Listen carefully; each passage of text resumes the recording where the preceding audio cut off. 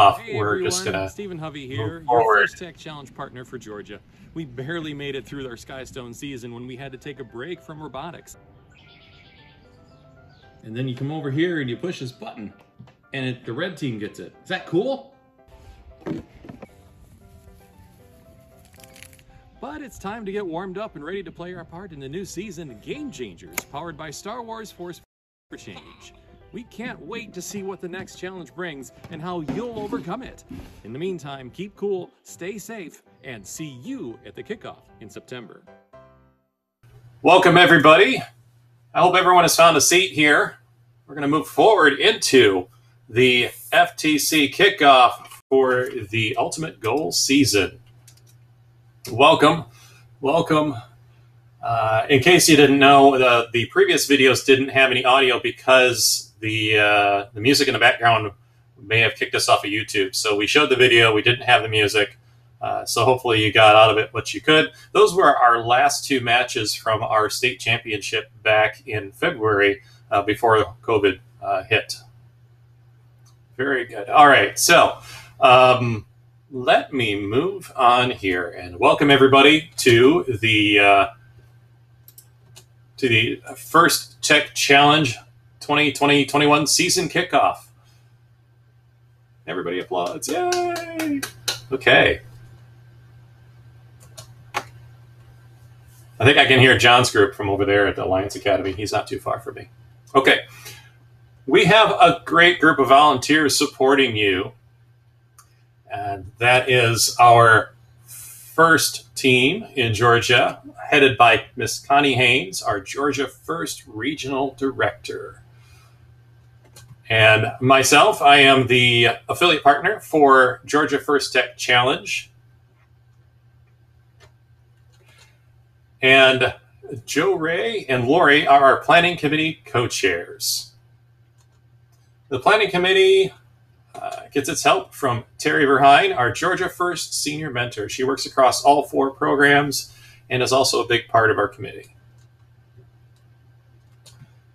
This season, we've broken out into different subcommittees. So we have our subcommittee leads for the program. We have a lot of work that's happening with the growth that FTC has seen in our state. We've made subcommittees, people with expertise to help handle all the work we have. Teresa Bukovics is our financing and fundraising lead. John Welsh, our league leadership coordination group. Terry Verheyen for volunteer recruitment. Stephen Hovey, event coordination. John Quarles, our coach support. Linda Pham, heading up social media. Georgia Clark, the state lead judge advisor. And Lori O'Neill, our state head referee. Our entire planning committee is made up of a great group of people. This is everybody who's involved in the committee. Big round of applause for all them and what they're doing to bring the program in. And also a big thank you to all of the volunteers, coaches, and mentors that are helping run teams this year, especially in light of the climate, running remote events or traditional events, helping the teams navigate the uncertainty of how the season is going to go. All right, so one of the things we work off in First Tech Challenge, as well as all the other programs in First, is our gracious professionalism. We express the First philosophies of gracious professionalism and cooperation through our core values. And the core values are across all the programs, and just to give you a refresher, they are discovery. We explore new skills and ideas. Innovation. We use creativity and persistence to solve problems. And impact. We apply what we learn to improve our world. Inclusion. We respect each other and embrace our differences. Teamwork. We are stronger when we work together. And fun. We enjoy and celebrate what we do. So let's take a minute to look back at the previous season and what First Tech Challenge achieved during Skystone, presented by Qualcomm. We had 188 Georgia teams last season, the highest we've ever had in any season in the past 14 years. This is our 14th year that we're going into. We had 10 leagues, which went into 6 league tournaments. Those league tournaments went into our first ever 48-team state championship, which was a dual division event. We learned a lot from that and had a great time. Hopefully all the teams that were there had a good time with it. And we did advance 7 teams to the Houston World Championship. Unfortunately, they were not able to go. We all know that that was canceled because of the COVID situation. But those teams, congratulations to you for your advancement. Here are some of those teams. Our Inspire Award winner, Team 7373, Eagle Robotics Carbon Fiber from Kennesaw. Our Inspire Award second place, Team 15173, Robotic Eagles in Milton. Our Inspire Award third place, Team 4221, Smeda Syndicate, Macon. Our winning alliance, 7373 Eagle Robotics, 10219, Batteries Not Included, and 16633, Bots in Black. And our finalist alliance, 12995, Sash out of Peachtree City, 4100 Darbots 1 from Rome, and 5898 Galactic Lions in Gainesville. Our Think Award winner was 12961, Checkmate out of Kennesaw. Our Connect winner, 12762, the Tech Titans in Alpharetta. Collins Aerospace Innovate Award went to 14943, Weber Rambots in Atlanta. The Design Award went to 15173, Robotic Eagles in Milton. The Motivate Award, Dragons and Tiaras, Team 7673 in Hiawassee. Darbots 1 took the Control Award, that's Team 4100 in Rome. The Promote Award for the Sparbots, 2858 FTC Green in Athens. And the Compass Award, congratulations to Ken Craig of Team 14821, Cactus Intelligence Agency in Decatur. Our Mascot Award, our first ever Mascot Award, went to Team Kronos 9785 in Roswell. And our Safety Award, we actually started a safety program at the state championship, Team 22 100 Scholars in Atlanta. And finally, our Novellus Recycle for Good Award went to Team 17005 SAE Dragon Box in Mableton. We had 3 Dean's List finalists, Micah Reach, Adita Singh, and Madison Gant. And our Volunteer of the Year, Mr. Jamie Cook.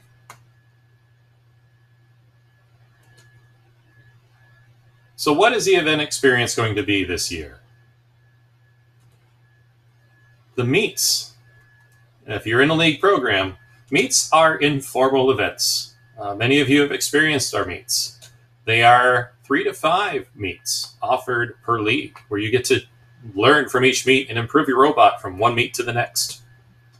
This season, you'll compete in 6 matches for each meet, and you will build on that iterative process.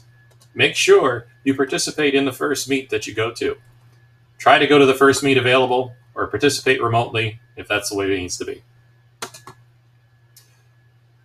If you're doing a traditional meet, and we are hoping to have some traditional meets this season. They are short 3 to 5 hour events with a 2 versus 2 alliance format. And they have a full competition field that you would play on, following the traditional game manual parts 1 and 2. Remote meets, a little bit different. They are multi-day events. They could be up to a week in length, where your team would submit your scores through a dashboard. They are solo performance format, where you would run your robot on a half field at your lab and report the scores from how your robot performs. And a little note about the half field. You can use your own homegrown border on your half field for this event. You can use the AndyMark game sets, or you could have a home-built game set. There will be plans available for that home-built game set that you can use. You do need to use the official game elements, though, so make sure that you at least have the official game elements when you do your half-field performance on a remote meet. Some meets may have judging practice. I'm going to leave that up to the league coordinators, where a team will present in a mock judging session. It allows for feedback, so you can learn from your judging session what how well you've done. And these may be performed virtually. Judging practice would be done virtually through a Zoom format where you would present to judges over the internet your judging session. And I just got a comment that you can hear my dogs, so they're saying hi as well. I have 4 of them. Moving on, they may be performed virtually. And that is a format that you should use if you want to get some good feedback about how to perform in your judging. It does work. Teams have done very well once they've gotten the feedback. For a league tournament, it's either an all-day traditional event or a multi-day remote event. Traditional event would happen usually all day on a Saturday, 8 a.m. to 6 p.m. Multi-day event could be up to a week long, just like we mentioned with the meets. But it also adds in elimination matches if it's a traditional event, does not have elimination matches for remote events, and will add judging for awards, possibly virtual. And whether it's a traditional event or a remote event, judging could still be virtual in both cases, depending on the climate and what the judges will want to do. So even a traditional event could be a week long when you start thinking about judging being virtual.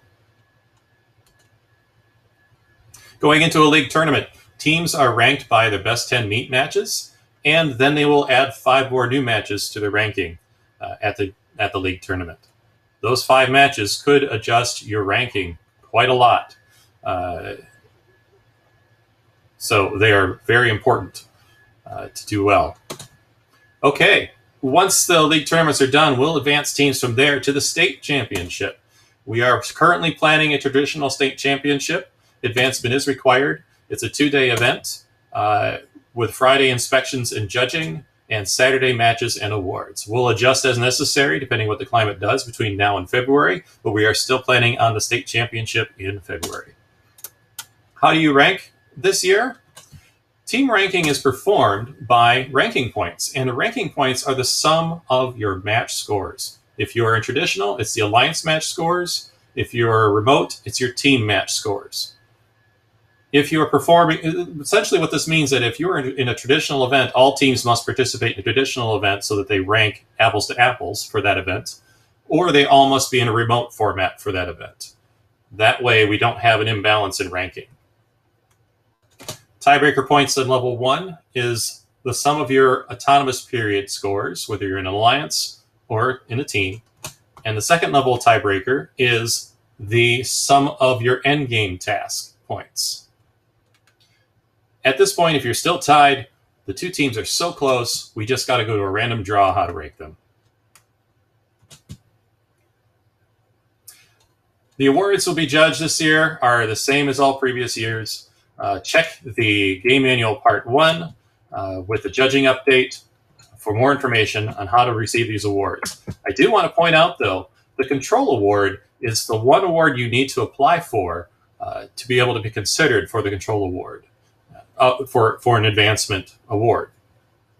All the others, they just happen at the event, but Control Award, make sure you do submit your control form and apply for that one.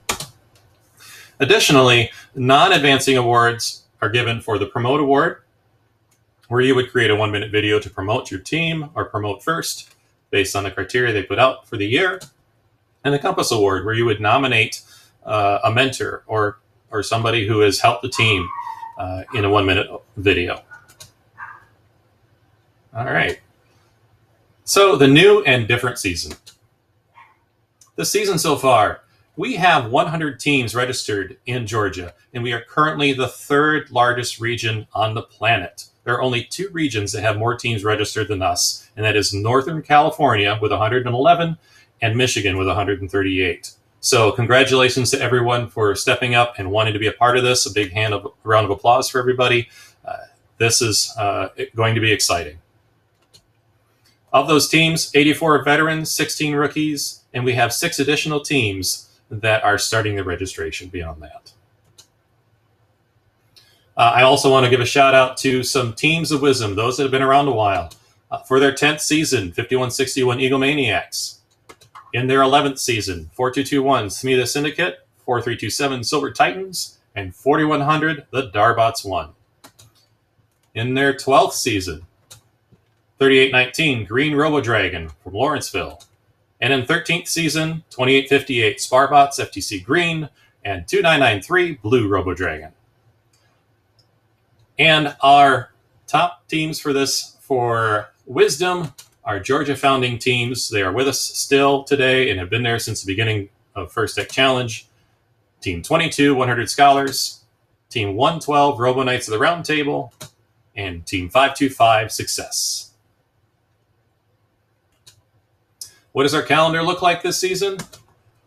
Not much different than it has been in the previous season, except that the first championship is now out in July instead of April.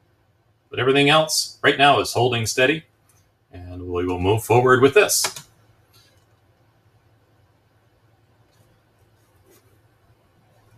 Okay, there will be 10 leagues, 6 league tournaments still planned, and 1 state championship. In our league formats, we will have 1 league that is fully traditional, 1 league that is fully remote, and all others will start remote and may transition to traditional by the time they get to their league tournaments.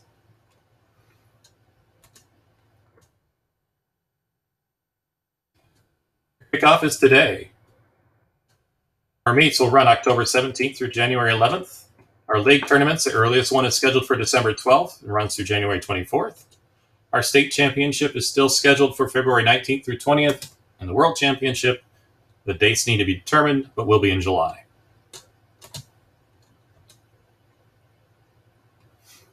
And just a quick rundown, these are the details of the leagues that we're going to have in our state. The locations, know that this information may change, but if you're interested in one of these leagues, we will open up registration for your coaches to register your team on September 28th. More information to follow on how that will be done.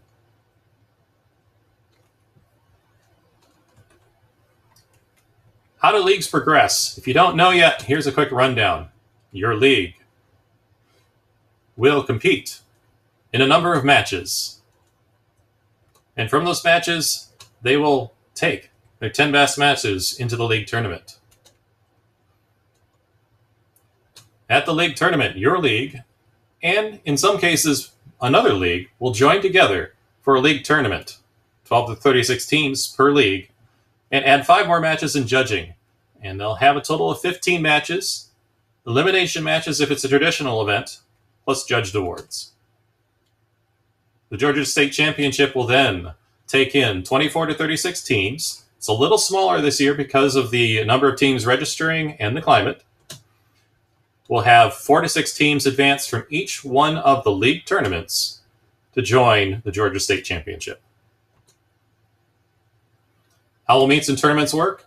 Traditional events will be a single day, robot game on a full field, 6 Alliance robot matches per meet, Alliance selection and elimination matches, and scores submitted by the scorekeeper. We'll follow event, location, Georgia first, and first guidelines for safety.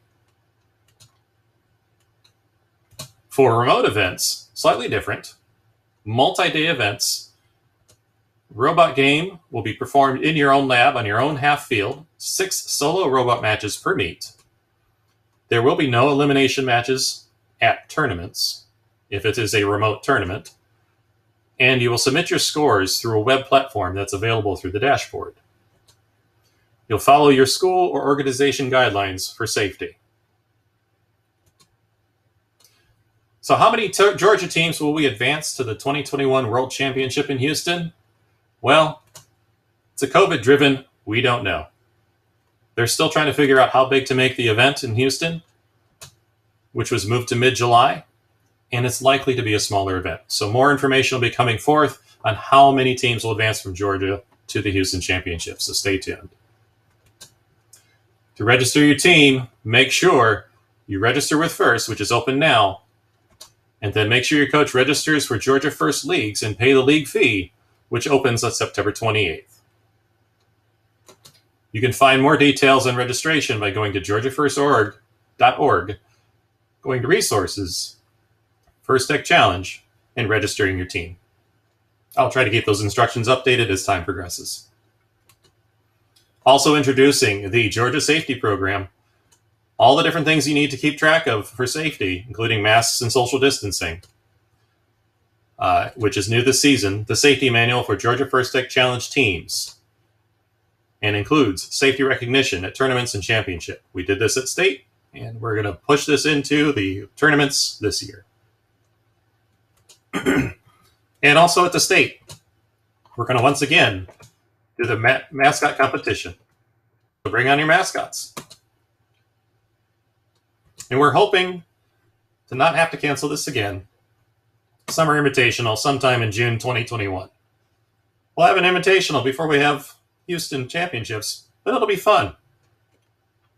And with that, make sure to attend the upcoming things that are here on this page. Excuse me. The reveal in just a couple minutes. And then post-kickoff state head referee Q&A with Lori at 1:30.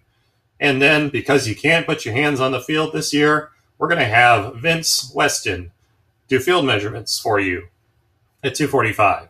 So they'll be watching the Q&As in both sessions to answer your questions and get you the information you need as you prepare and strategize for the season. And with that, we're going to try to transition over to the first FTC Kickoff presentation.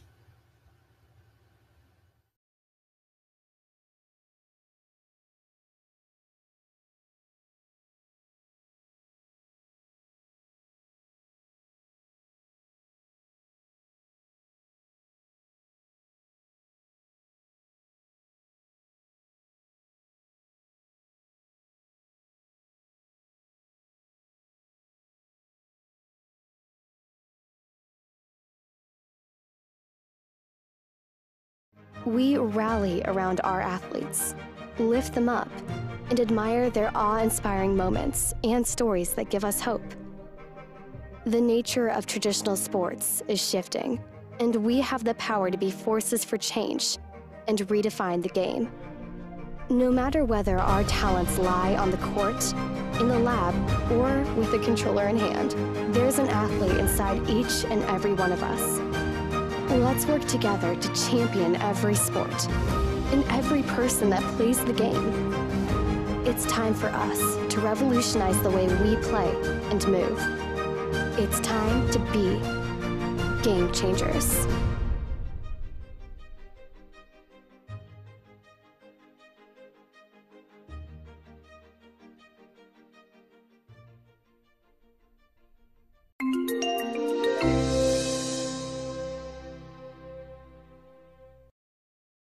Hello, First Tech Challenge teams, and an official welcome to the 2020-2021 season.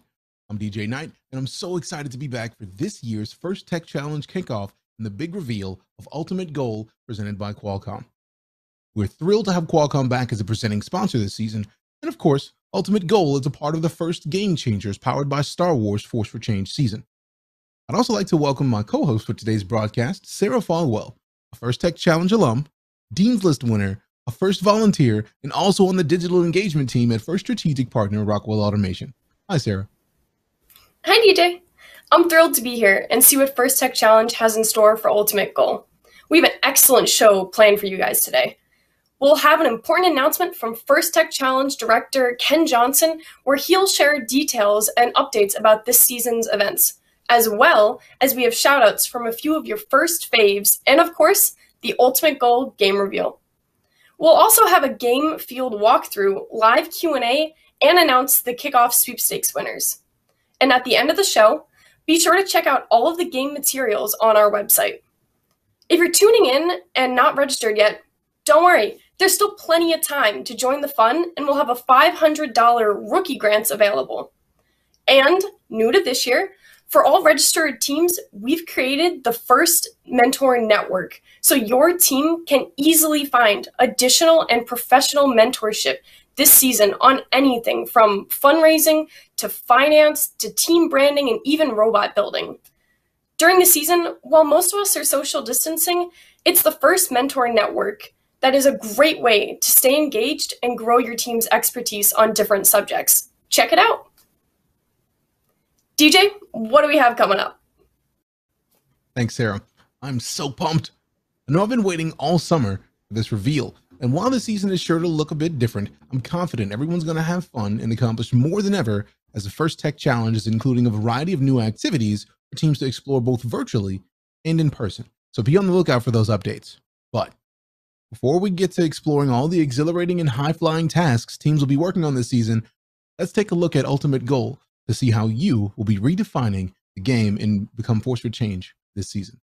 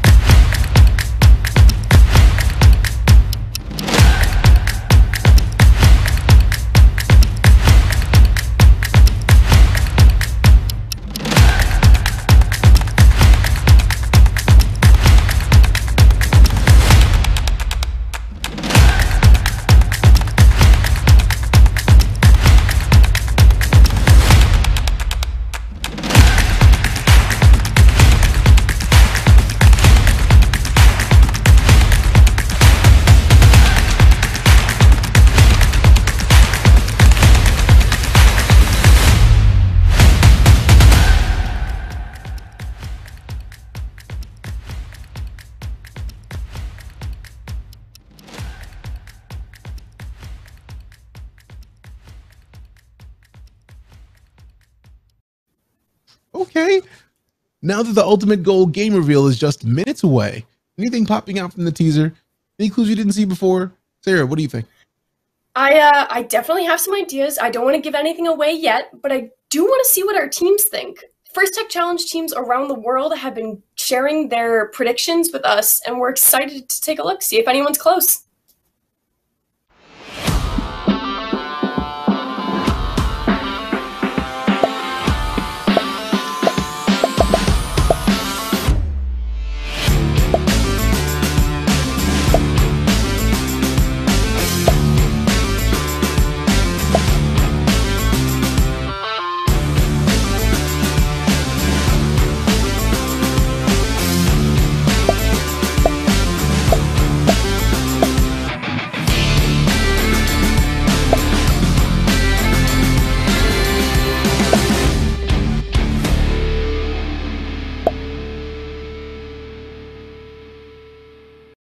Those were some awesome and very creative guesses. I don't know what cat foosball is or if it's a part of this year's game, but I kind of want to see it. Yeah, some of those guesses were pretty close, and we can't wait to see what you do this season, teams. Even during the off-season this year, you're already showing us and the world that you're truly game changers. As the world reacted to unprecedented changes, First Tech Challenge teams took action, and you haven't stopped yet. We're amazed at how teams around the world have collaborated and been forces for change in their own communities. We may not have been able to meet in person, but our community is stronger than ever. Let's take a look.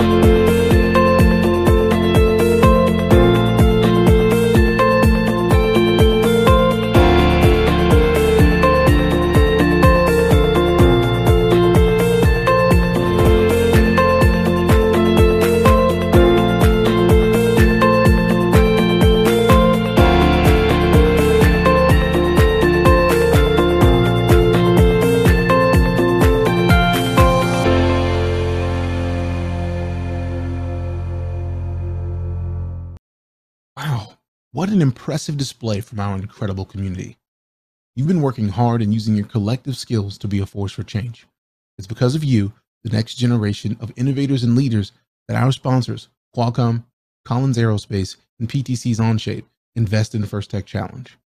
A huge thank you to our first Game Changer season sponsor, Disney and Lucasfilm, and all of our friends in the Star Wars galaxy. And a huge round of applause for returning First Tech Challenge season sponsor Qualcomm and our official program sponsor, Collins Aerospace, who want to wish you good luck this season. Hi everyone, Susie Armstrong here. I'm a Senior Vice President of Engineering at Qualcomm and a proud member of the First Executive Advisory Board. Qualcomm is thrilled to be returning as the season presenting sponsor of the First Tech Challenge Ultimate Goal Game for the 6th year in a row. Staying connected is now more important than ever, and cellular connectivity and 5G strengthens these connections. Qualcomm's wireless leadership continues to support virtual ways of learning for all of us, even in remote and underserved areas. So, this year's first season may look different for everyone, being online, but we hope that you are staying safe and finding new ways to innovate. Best of luck to all of the teams, and I'm really excited to see this season's competitions. Hey everybody, I'm Erin Mitchell, a proud first alum of FTC 4140 Fish in the Boat and current manufacturing engineer in new product introduction at Collins Aerospace. Collins is so proud to be this year's official program sponsor. At Collins, we tackle the toughest challenges every day. Our big goals make cool stuff happen, so you and your teams should set some big ones this season too. When I was a first student, my team and I challenged ourselves to be better every single year through the robots we built, the outreach we performed, and the friendships and relationships we created. At work, we keep people safe, connected, and informed. Collins is redefining aerospace. How will you redefine this game? I, for one, look forward to finding out. Welcome to the season, teams, and good luck. Thank you, Susie and Erin. Without the support of our sponsors, volunteers, program delivery partners, and all of you at home, First Tech Challenge wouldn't be possible. And while this season may look a little different for all of us, gracious professionalism remains at the heart of it all. Here's our 2019-2020 Dean's List Award winners to remind us all about the importance of gracious professionalism this season.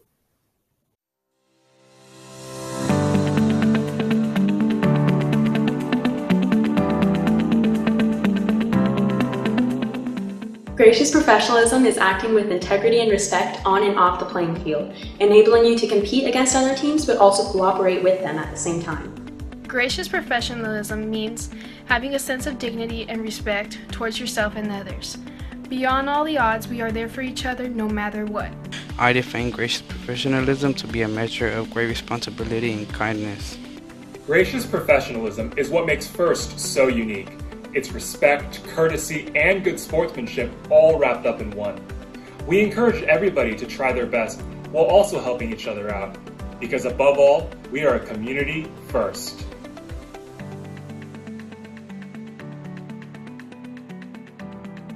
Personally, gracious professionalism means that if I want true success, I need to strive for respect and valuing other people's ideas. It means using technology to make the world a better place, and being nice to everyone around us, and truly creating a wonderful community that's welcoming and inclusive and that everyone wants to be a part of. Gracious professionalism is having compassion on other teams and helping them, not just during the competition, but year-round. Gracious professionalism is about encouragement and giving inspiration while showing modest work and different obstacles. So strive to show your submissive work while giving encouragement and inspiration to others.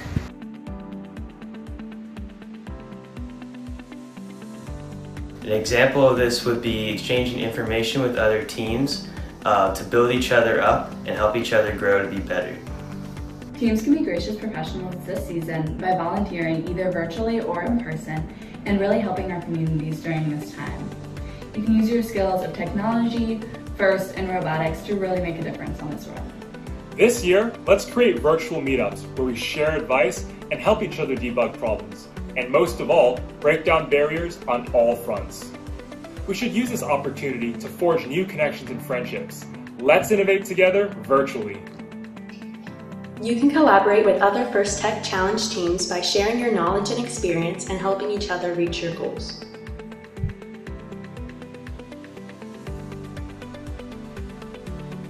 Good luck, Game Changers. Good luck, teams. We can't wait to see how you redefine the game. Good luck, First Tech Challenge teams, as you get ready for Ultimate Goal. Good luck, teams. We can't wait to see you score your ultimate goal. Good luck, First Tech Challenge teams, as you get ready for the ultimate goal.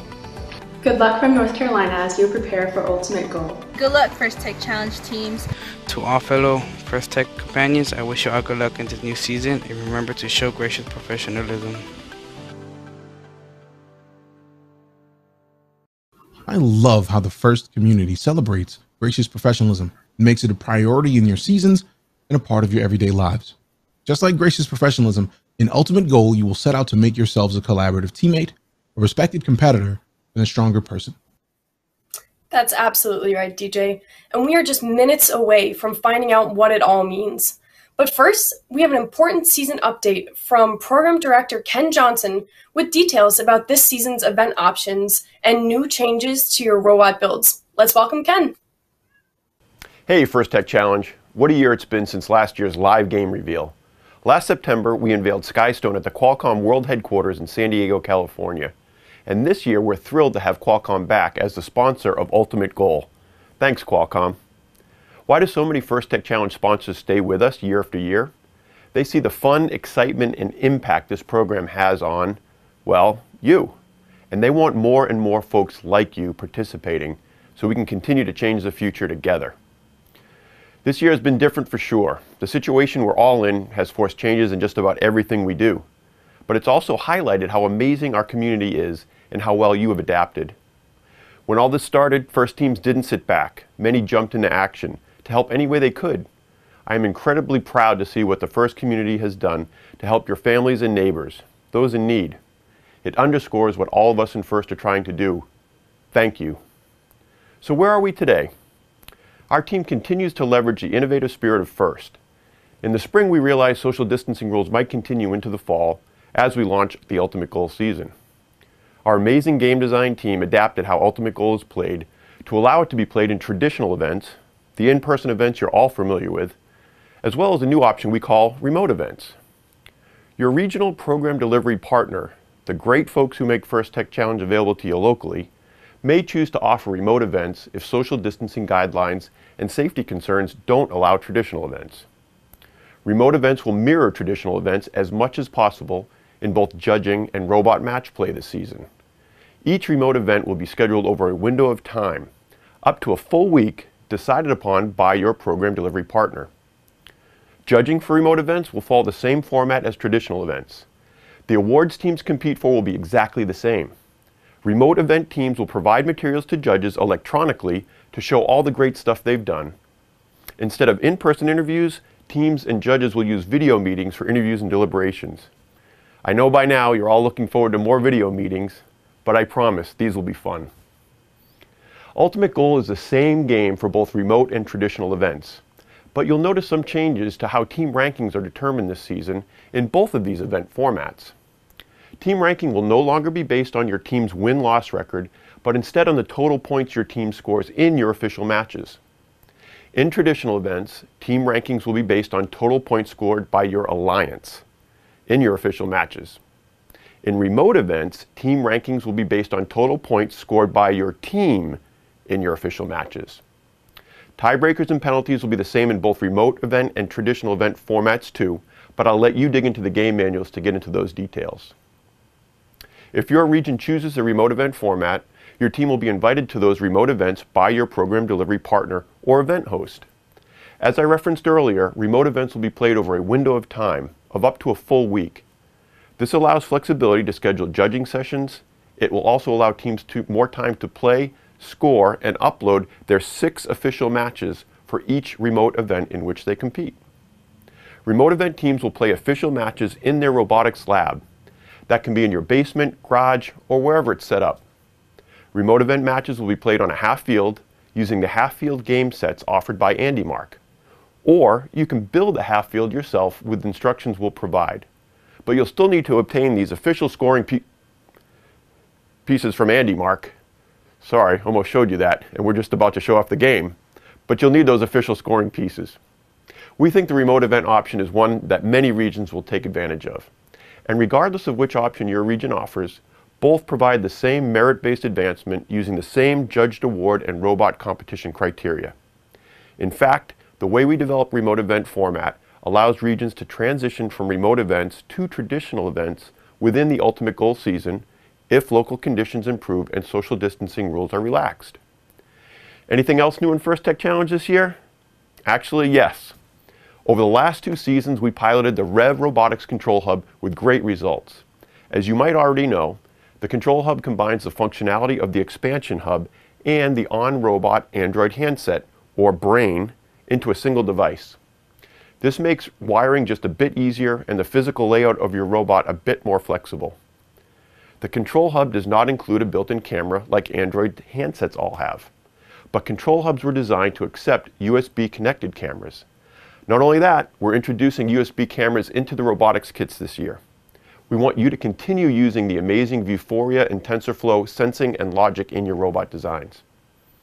Teams can definitely continue to use the Rev Expansion Hub and on-robot Android handset configuration, and we know most of you will. That setup will continue to serve you well in your design, development, and competition. We've also modified judging a bit. Same awards and processes for judging, but this year teams can request judging feedback.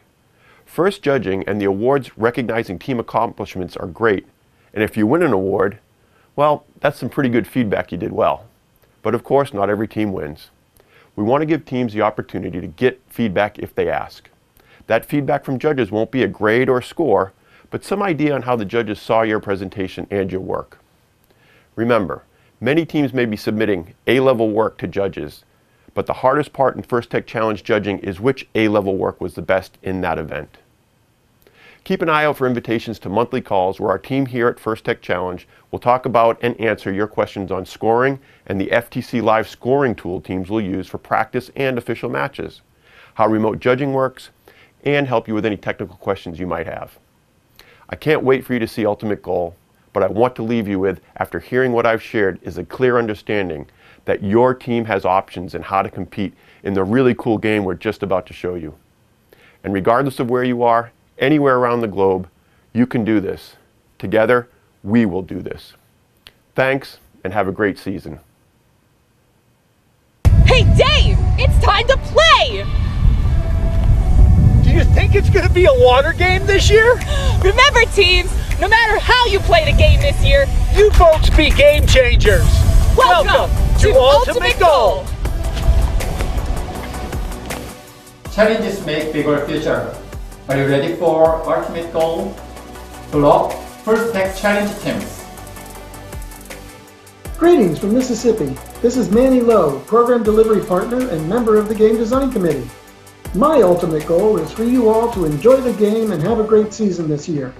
Stay safe and stay first. Good luck teams as you prepare for Ultimate Goal. Hello First Tech Challenge India teams. We can't wait to see how you redefine the game. Good luck for this season. On your mark, get ready, get set, go. We are Taiwan Design Robot Association. 我很期待大家在 First Tech Challenge 的表现。比赛加油 Fighting! Good luck, teams. We can't wait to see how you redefine the game. Hello from Northern California. Mark Edelman, member of the Game Design Committee and your chief referee. Wishing you all the best of luck with the Ultimate Goal season. Hope you have as much fun playing it as we had designing it. Good luck, everyone. Guess what time it is? It's time to be game changers. Good luck, First Tech Challenge teams.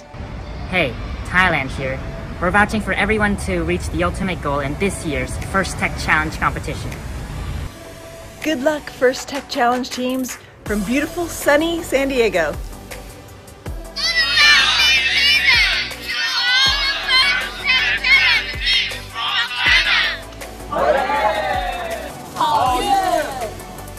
I hope you're all as excited as I am for Ultimate Goal, presented by Qualcomm, as part of our first Game Changers season, powered by Star Wars Force for Change. Good luck to all the First Tech Challenge teams, and most important, have fun. Greetings to the whole First Tech Challenge community. Welcome to the 2021 season, presented by Qualcomm. First Game Changers is powered by Star Wars, Force for Change. I think you've all, I hope, been excited to get going. I know this season is going to be a little different than seasons in the past, but it's going to be a great season, and all I want to do is two things. Thank Qualcomm for their ongoing and incredible support, and reminding you the Force should be with you. I'll look to see you at an event this season. Good luck. Thanks, Ken, for all that great information. Truly enlightening. And thank you all for all the good luck messages. I'm looking forward to seeing how the remote events play out this season. Me too. I know we have some new changes in gameplay and event structure this year, but I know our community will find creative solutions to make this season as awesome as possible. And now, the moment that you've all been waiting for, the big reveal of the 2020-2021 First Tech Challenge game Ultimate Goal, presented by Qualcomm, is next. After the reveal, make sure to stick around for field highlights, a live Q&A, and the winners of the Kickoff sweepstakes. I'm excited. You're excited. Let's see the Ultimate Goal game animation.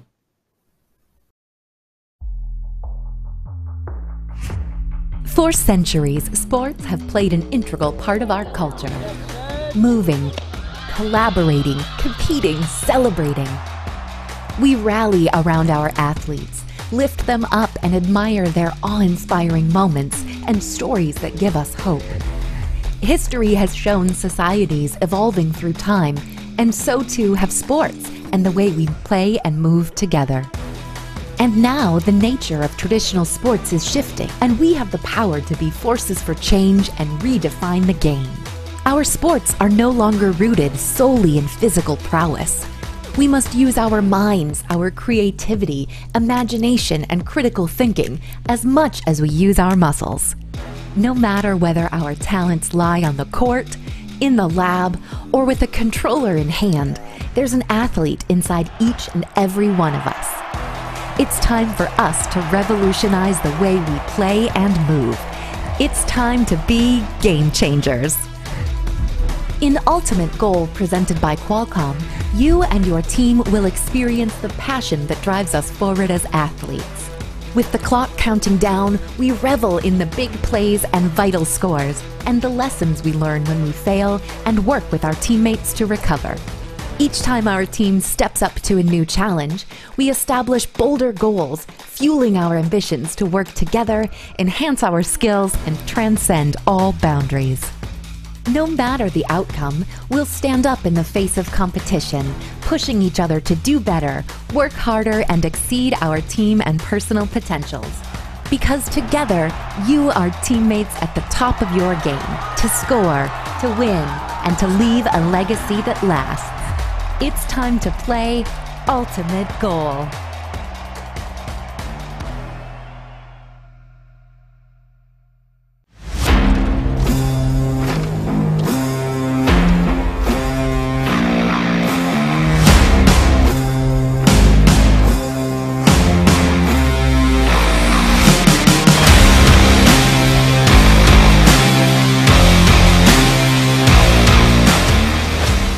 Welcome to the First Tech Challenge 2020-2021 season game, Ultimate Goal, presented by Qualcomm. Part of the First Game Changers season, powered by Star Wars Force for Change. A team consists of up to 2 driver operators, a coach, a human player, and a robot. The robot must be built from materials specified in the game manual and fit within an 18-inch sizing tool, but may expand after the match begins. Each match is played with 4 randomly selected teams, 2 per alliance. Each alliance is allowed only 1 human player. Your opponents for one match may be your partners for another. The game is played on a 12-foot square playing field with a foam tile floor and 1-foot-high walls. 5 unique navigation images are located around the field perimeter. At one end are 2 tower goals. each containing 3 Alliance-specific goals with return racks. Between the 2 tower goals are 3 red and 3 blue power shot targets. There are 2 red and 2 blue taped start lines, and 3 red and 3 blue target zone goals. And a white launch line divides the field. Outside of the field walls are the 2 Alliance stations and 2 human player stations. The primary game element is a ring, approximately 5 inches in diameter and 3/4 of an inch thick. A match is played with 20 rings. There are 2 red and 2 blue wobble goals. These can have rings scored onto them and can be moved for additional scoring. Before each match, teams place their robots on the field, touching the front wall and over one of their Alliance's starting lines. Each robot must be touching or be in possession of a wobble goal. A robot may possess or touch up to 3 rings. After the robots are in position, field personnel will randomize the starter stacks into one of 3 configurations. This determines which target zone goal is active in the autonomous period. 0, 1, or 4 rings correspond to target zone goals A, B, or C, respectively. Unused rings are stored in the human player stations to be deployed to the field at the start of the driver-controlled period. The players and field are ready. Each match begins with a 30-second autonomous period. During this period, there are a number of ways for teams to score using only pre-programmed instructions and sensor inputs. Delivering a wobble goal to the correct target zone earns the Alliance 15 points. A robot parked over the launch line earns 5 points. Each ring launched or placed into the low goal earns 3 points. A ring launched into the mid goal earns 6 points, and launching into the high goal earns 12 points. Robots earn 15 points for each power shot target knocked down. Robots must be completely within the launch zone to launch rings into the mid goal, high goal, or power shot targets. Following the autonomous period is the 2-minute driver-controlled period. During the driver-controlled period, human players are expected to return rings to the playing field, as well as reset power shot targets. Each ring launched or placed into the low goal earns 2 points. A ring launched into the mid goal earns 4 points. However, rings launched into the opposing alliance's goal earn points for their alliance. A ring launched into the high goal earns 6 points. The last 30 seconds of the driver-controlled period is the endgame. During this time, robots may continue scoring rings, but there are also ways to earn bonus points. Each knocked down power shot target earns 15 points. Returning a wobble goal to the start line earns 5 points. Each ring fully supported by the wobble goal earns 5 points. If a robot lifts a wobble goal over the front wall into the drop zone, its alliance earns 20 points. There are many ways to score in Ultimate Goal, but there are also rules that, if not followed, will deduct points from your alliance. For example, a robot may not block another for an extended period. A robot may not possess more than 3 rings at a time. A robot may not launch rings over the side or front perimeter walls. A robot may not intentionally tip another robot at any time. This has been a brief summary of the Ultimate Goal game. For complete rules, please read the entire game manual and check the Q&A forum. For more information on our remote season, including gameplay and field requirements, please make sure to visit our game and season webpage for the full library of remote event documentation. And always remember the most important rule of First Tech Challenge: gracious professionalism. Good luck, teams, and have a great season.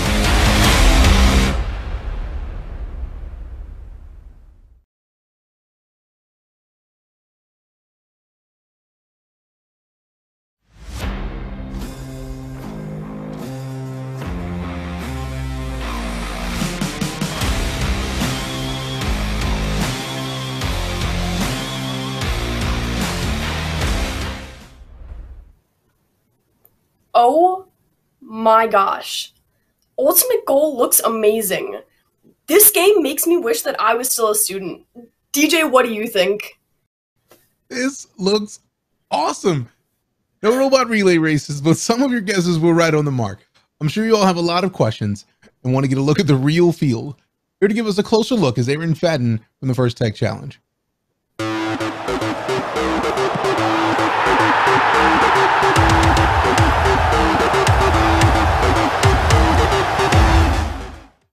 Thanks, DJ. Hi, I'm Aaron Fadden, member of the First Tech Challenge Game Design Committee.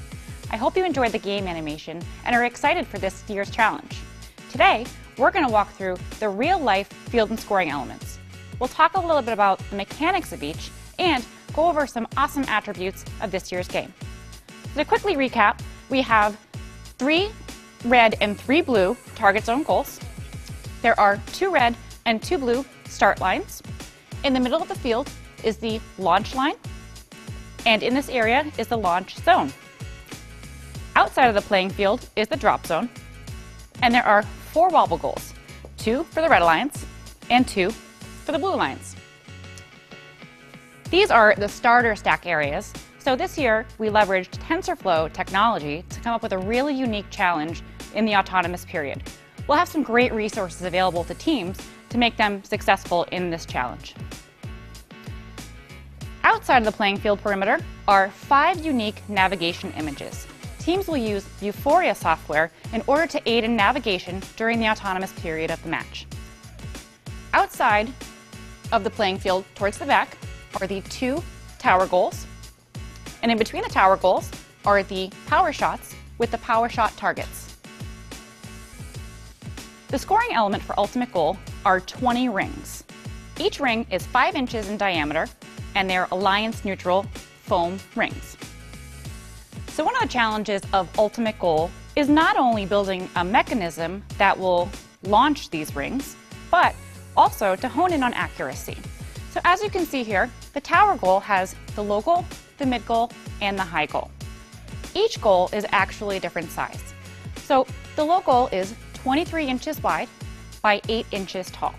It is the most accessible goal, not only because robots can launch these rings or place them into the goal, but they can do so from anywhere on the playing field. The mid goal is also 23 inches wide, but is 12 inches tall. Although it's taller than the low goal, teams must be in the launch zone in order to score in this goal. The high goal is 5 inches tall by 16 inches wide. It is the most difficult goal to score in, but also offers the highest points. And once again, teams must be inside the launch zone in order to score in that goal. If teams score in either the middle goal or the high goal outside of the launch zone, they do get the points. However, they will receive a penalty. And again, referencing accuracy, if a Red Alliance robot scores a ring into the Blue Alliance's mid goal, the Blue Alliance will earn those points. Same applies to the power shot target. If a Red Alliance robot were to launch a ring and score the power shot target for the Blue Alliance would receive those points. Now, the power shot is a really unique feature of Ultimate Goal because it's used in 2 different periods of the match. Teams are able to score this goal during the autonomous period of the match. Then, during the driver control period, these can be reset to be scored during the end game. Now, each alliance will have 1 human player per tower goal. The human players are responsible for returning the rings into play while the match is played, and they do so using the return rack. The return rack was actually designed in a way to create some variability when the rings are reintroduced onto the playing field. So, strategies aimed at maybe sitting in one place in order to collect the rings may not necessarily be the best strategies. And each human player is responsible for their entire tower goal, even though the goal alternates alliance scoring areas. Now, the human player's job is critical because there are 20 total rings in play during Ultimate Goal, and therefore they want to make sure that they are returning the rings as quickly as possible to the playing field in order to keep the match moving. I hope you enjoyed this overview of the playing field, and back to you, Sarah. Detailed walkthrough, Aaron. The field looks incredible. We have a lot of questions that are coming in, so let's have Ken come back onto the field and we'll have you both answer some of the audience's questions. So a question that I would like to start off with is actually for Aaron. What materials do teams need to compete remotely in their homes? Thanks, Sarah. That's a really great question. So first and foremost, I want to let you know that remote competitions will actually be on a 12-foot by 8-foot section of the field. Teams are going to be required to purchase the wobble goals as well as the official ring. So that's the bare minimum requirement. And teams are able to purchase these elements, but we do also have some great DIY resources to build the tower goal as well as the power shot and return rack out of cardboard. And the cost on that is about $12, so it's really, really accessible and cost effective. Okay, and then so along those same lines, a question for Ken is what technology do teams need if they're competing virtually? If teams are competing virtually, all they need is an internet connection and a device in which to interface with the internet. Phone, tablet, computer, that's all you'll need. And if you don't have reliable internet connection, you can record your scores by paper and then upload them when you're ready to have a secure connection. Awesome, great. We'll throw it back to Aaron again. We have a question about the alliance sides, which is how we'll be able to choose who the human player is, what side of the field the teams will be on if they're not allowed to talk to each other. Well, so first and foremost, when it comes to traditional events, the alliances will work the same. So the scoring system will identify who is on which alliance.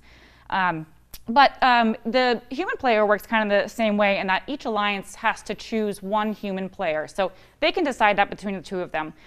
But when it comes to remote events, it's actually one single team. So there won't be any alliances in the remote competition. It's just a single team that's competing for their high score. Great, thank you. Question for Ken. How will organizers of remote competitions know the scores aren't inflated or altered in a way that's unfairly benefits the teams? The short answer is they're going to trust you. They're going to trust the teams that are out there to record their scores accurately. There'll be all kinds of tools that we can put together to make sure that teams understand the scoring, but the most important thing that this requires is gracious professionalism and the type of behavior that we see out of our teams every year. And in fact, it's the reason that we have over 200 universities offering about $80 million worth of scholarships because they want people just like you. So we know that they're going to do their best and we know they're going to report accurately. Awesome, and actually I'll throw it back to you again. People are asking, what parts do we need to make the robot for this year? The good news there, the same exact parts that you had last year. This year, one of the new things is that we're introducing the control hub across the board into our storefront, but teams aren't required to use the control hub. The expansion hub and the Android handset will work perfectly. So you can use the same equipment that you had last year in this year's game. Perfect, thank you. Question for Aaron. We do not have a field perimeter. Is that going to be a disadvantage in this year's competition? So I think first, I just want to say that it would benefit teams to have a field perimeter. As you could see, these kind of tend to roll. So it is beneficial to be able to keep the rings actually inside of the perimeter. However, we do have some resources available that outline that the minimum requirement really is having a boundary. So just having a taped out boundary. We're also releasing a great DIY guide that allows teams to build out of PVC. So you can just run to your local Home Depot and build a perimeter out of PVC and put cardboard in to keep the elements in. But the other thing too is if you have maybe cardboard boxes laying around, really anything, you could build your own perimeter to keep these elements inside of play. Oh, and here we go. This is actually the DIY tower goal that is made out of cardboard. So this is actually on our game and season page, all of the plans for this. This is what I referenced earlier. This cost about $12 to build the tower, as well as the power shot and the return rack. And that's your garage, I think. That is my garage. It was actually pretty easy to build, and it was actually a lot of fun to build, too. Is that you throwing them? Yeah, I'm a good shot. Had a lot of practice now. Okay, awesome. Those are some really good ideas for teams. Some more questions we have coming in from David Diggs is, where will the referees stand on the field to score the rings? They won't stand on the field. They'll stand off the field like they do every year. And if it's a team that's playing in a remote format, then their referee, their scorekeeper, will be off the field as well. Yes, and I will add to that a little bit. Generally, for the traditional event, the referee will stand approximately here, but we will have some resources available for referees for traditional events. But being able to pay attention to the rings going in and coming out the back of the goal. More to come. More to come. Okay, perfect. Question from I Am Turtle the Best. How hard is it to knock a power shot? To knock a power shot? Do you want the honors, or do I? Okay, maybe a battle? I'm not sure if we have the coordination, but let's try it. Oh. Oh, man. Ah, I got it. About that hard. Yeah. I'm not sure if that fills you in too much, but not too hard at all. Yep. And that's the reset bar. Another question coming in, how many rings can fit on the wobble? How many rings can fit on the wobble? I don't know. I think that probably, well, so there's 20 rings total on a field in the traditional format. There are 10 total rings on the field in the remote half-field format. So I think you could probably get just about all of them on there. How many you got there? I got 1, 2, 3, 4, 5, 6, 7, 8, 9. 9. Yeah. A lot. Yeah, quite a few. Wait, let's give them the exact number. Wait, hold on. That's 9 plus 4, 13 I got. There we go. There you go. We learned the same time you did. And I guess now that you guys have it stacked on there, from Prime Gaming Job, their question is, can you demonstrate what happens when the wobble goal is bumped? Oh, let's see. So it can tip over. They're actually rather difficult to tip over and keep down. It's kind of like Weebles wobble, they don't fall down. But as you can see, it's got a pretty good range of movement.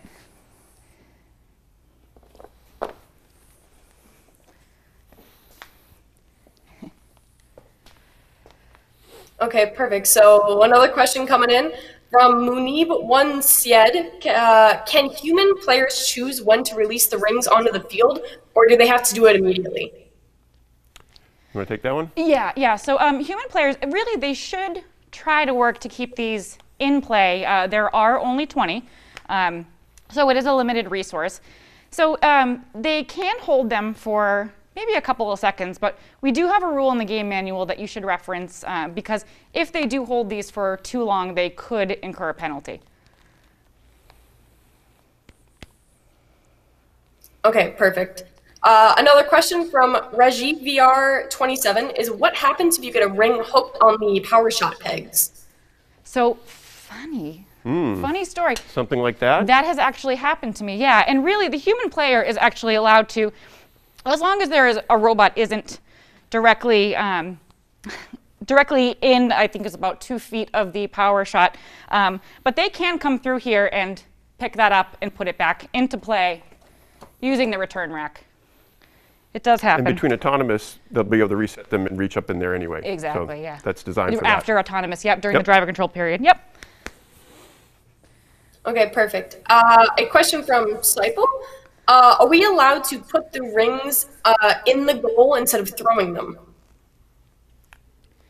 Place the rings, yes. So placing, yeah. So the low goal is the only goal that the rings can be placed in from anywhere on the playing field.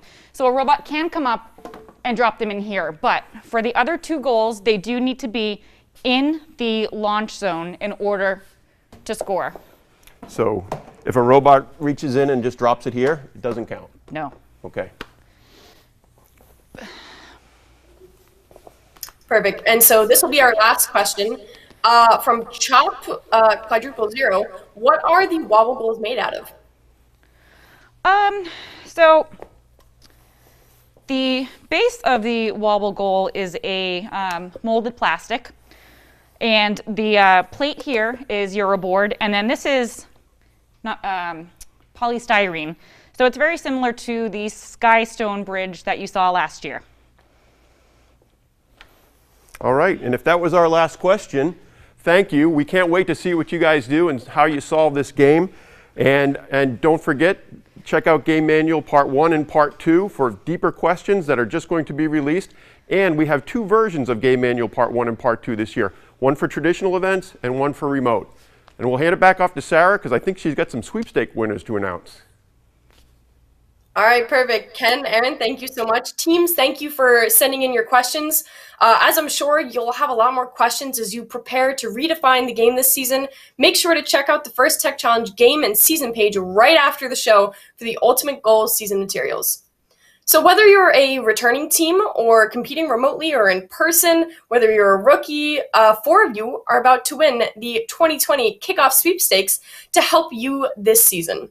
So the winners of the Ultimate Goal partial game sets and scoring elements are Team 14164 Flux Capacitors from Parkersville, West Virginia, Team 14887 Madison County 4-H and Madison County High School from Danielsville, Georgia, Team 18045 Tipman Robotics from New Underwood, South Dakota, and Team 18509 winners from Bothell, Washington. Congratulations to this year's winners.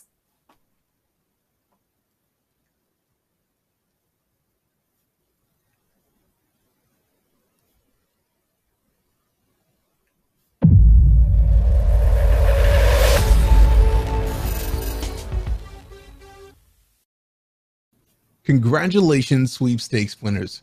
This season's game is going to be off the charts. I can't wait to see how you all work together, build confidence, and champion each other to exceed team and personal potentials. If you're as excited about Game Changers as I am, head over to the website firstinspires.org/gear to get your hands on some of this season's merch. What an incredible Saturday. We can't wait to see the awesome robots you make and all of the teams in action on the field.